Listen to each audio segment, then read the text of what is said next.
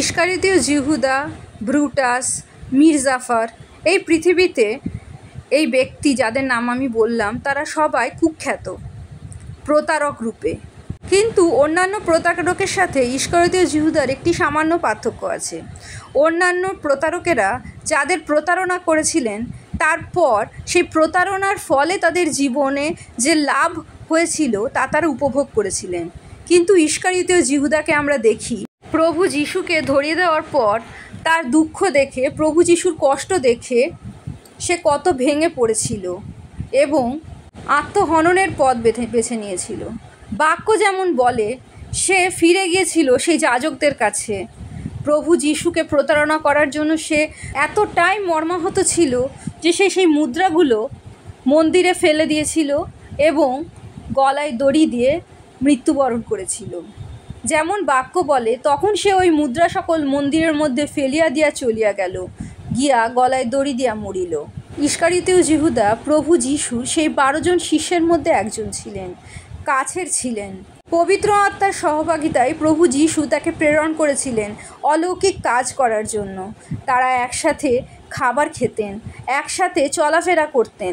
প্রভু যিশু ইসরায়েল জাতিকে যখন স্বর্গরাজ্যের কথা বলছিলেন, শিক্ষাদান করছিলেন, পাশেই দাঁড়িয়েছিলেন জিহুদা।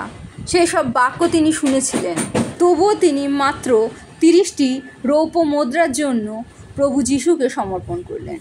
আমরা যদি ভালোভাবে লক্ষ্য করি দেখব প্রভু যিশু যে সময় জন্মেছিলেন সেই সময় ইসরায়েল জাতি রোমের অধীনে ছিল এবং ইসরায়েল জাতির অনেকেই মসিহর জন্য অপেক্ষা করছিল।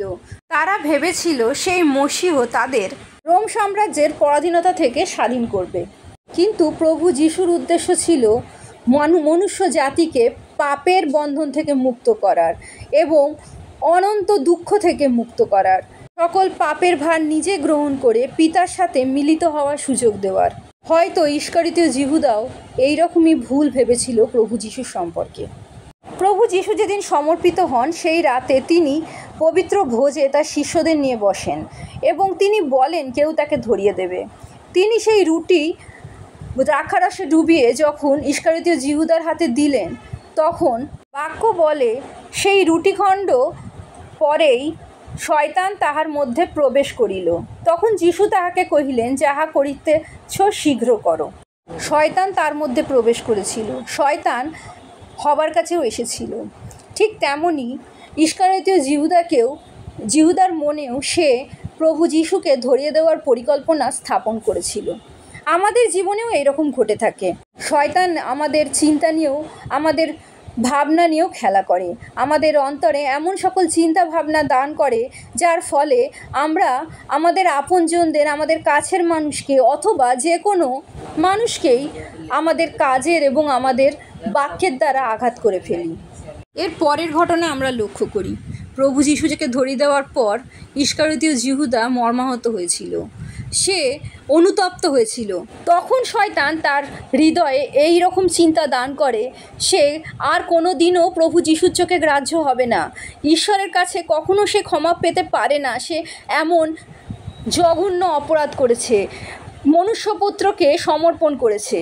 শয়তানের কাজই তো এটা, প্রথমে আমাদের তার চিন্তা, তার ভাবনা, তার লোভ আমাদের হৃদয়ে স্থাপন করে পাপ করতে বাধ্য করে এবং পাপ যখন আমরা করে ফেলি, আমরা বুঝতে পারি, তখন আমরা পিতার কাছে ক্ষমার জন্য না ফিরে নিজেরা অযোগ্য মনে করি নিজেদের এবং আরও নিজেদের পিতার কাছ থেকে লুকিয়ে ফেলি।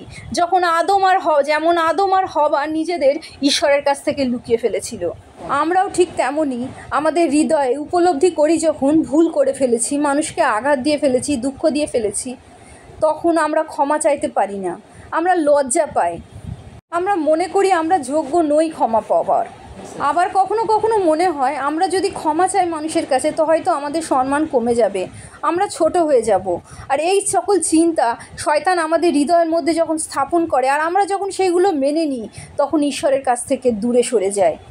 আমরা কেউ পারফেক্ট নই এই পৃথিবীতে, কিন্তু আমরা যদি কোনোভাবে পাপে পতিত হই, কোনোভাবে কোনো ভুল করে ফেলি, তখন যদি সেই ভুলেই আটকে থাকি, আমরা নিজেদের দোষের মধ্যে নিজেদের সীমাবদ্ধ রাখি, তাহলে আমাদের জীবনে আমরা পিতা ঈশ্বরের যে পরিকল্পনা তা পূর্ণ করার জন্য এগিয়ে যেতে পারি না।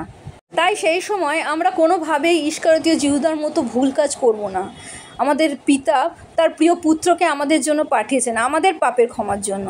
তাই আমরা নিজেদের সকল ইগো, সকল সম্মান, আত্মমর্যাদা সরিয়ে রেখে নিজেদের পাপের জন্য মন পরিবর্তন করব এবং ক্ষমা চাইব। আর পিতা যে পবিত্র আত্মা দান করেছেন, আত্মা আমাদের হৃদয়কে শান্ত করবে। প্রভু যিশু শান্তি আমাদের হৃদয়ে দান করবে। প্রভু যিশু জয় হোক।